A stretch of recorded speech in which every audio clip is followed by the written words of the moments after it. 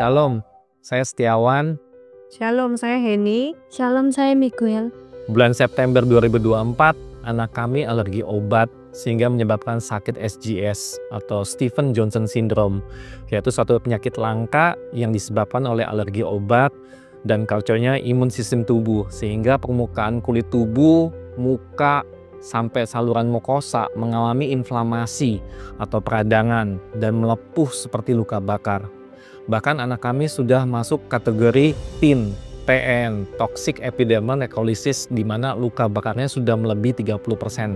Anak kami luka bakarnya sampai 38%. Anak kami dirawat di rumah sakit di Malang karena kebetulan anak kami bersekolah di sana saat itu.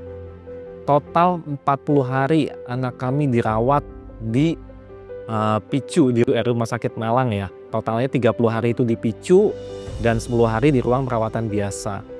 Selama 30 hari di ruangan PICU itu, anak kami sempat mengalami buang air besar darah ya, di mana dokter menyatakan ada luka di saluran pencernaannya, sehingga anak kami harus puasa dan hanya minum susu lewat sonde, lewat hidungnya.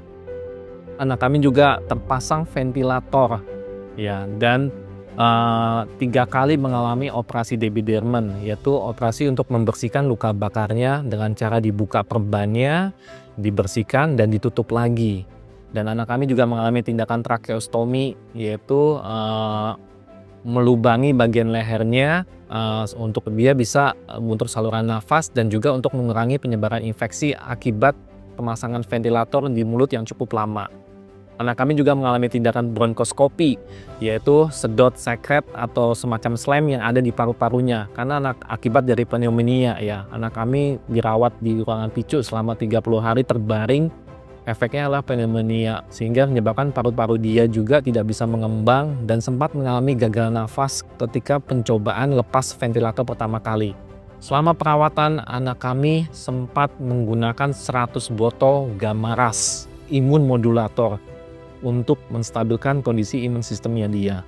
Yang kita bisa lakukan sehari-hari selama 40 hari kita di rumah sakit adalah sembah puji, kami terus nggak berhenti, streaming terus nggak berhenti, baca firman kami terus rajin nggak berhenti. Kami bersyukur banyak saudara, banyak keluarga kami yang support dalam doa.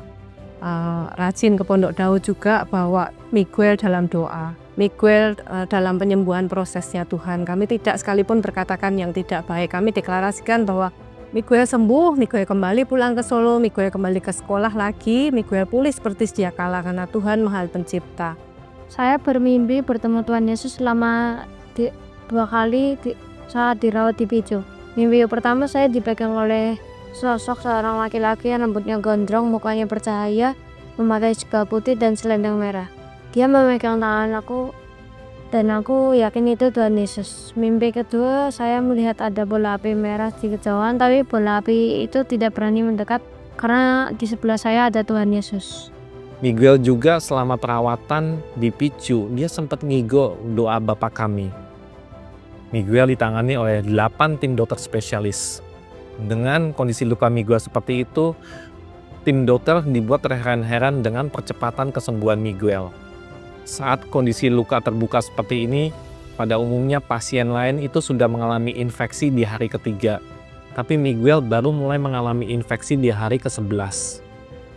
Bahkan di minggu ketiga, luka bakarnya Miguel dengan kulit yang terbuka itu sudah mulai tertutup rapat oleh lapisan epitel jaringan kulit baru. Dokter betul-betul sungguh heran. Karena pada umumnya rata-rata pasien lain butuh waktu sampai 2 bulan baru bisa menutup semua lapisan luka bakarnya. Tapi Miguel hanya minggu ketiga. Itu kuasa Tuhan Yesus yang bekerja. Dan bahkan di minggu keempat, Miguel sudah mulai belajar lepas ventilator. Ya. Dan 3 hari sebelum pulang, lubang tracheostominya yang ada di tenggorokannya Miguel sudah bisa dijahit. Hari ke-40, Miguel boleh pulang dan rawat jalan. Puji Tuhan, ada salah satu dokter yang bercerita kepada kami ketika kami mau pulang bahwa Miguel ini adalah satu-satunya pasien yang bisa survive selamat dengan kondisi luka bakar 38% yang pernah mereka tangani. Karena rata-rata pasien lain dengan luka bakar di atas 20% saja tidak ada yang mampu bertahan. Ya, dokter berkata kesembuhan Miguel itu adalah mujizat dari Tuhan. Buat saudara-saudara sekalian yang sedang dalam pergumulan, khususnya yang sedang sakit, jangan pernah hilang harapan. Yakin dan percaya mujizat kesembuhan pasti Tuhan berikan. Amin. Tetap rajin baca firman dan beribadah ke gereja keluarga Allah supaya iman kita tetap terus tumbuh. Tuhan Yesus berkati.